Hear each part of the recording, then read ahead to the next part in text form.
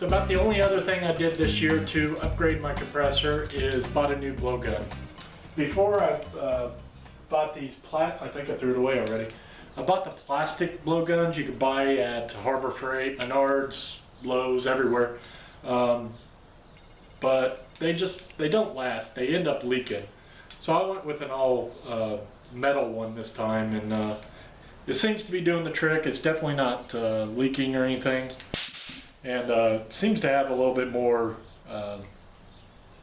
blowing power. So, all right. So there's not much to it to maintain your compressor. Luckily, I didn't need to do anything to mine. It was in pretty good shape, and I pretty much take care of it once a year. I pretty much do exactly what I just did, at least once a year. Now I do try to drain it more than that, but in reality it comes down to about springtime when I actually do that. But I would recommend to drain it a lot more times than once a year. They do make automatic drains for your compressors.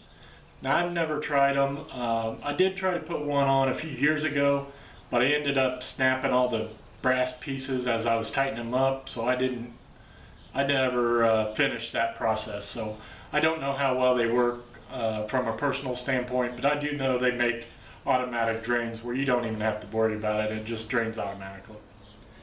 But yeah, just try to get all the dust out of your compressor, make sure there's no leaks, and you know, just take care of your tools is what it all boils down to. So that's all I got for you today. Don't forget to check out my second channel, MFWoodShop 2. I'll put a link in the description below. And thank you for watching, and I'll see you next time.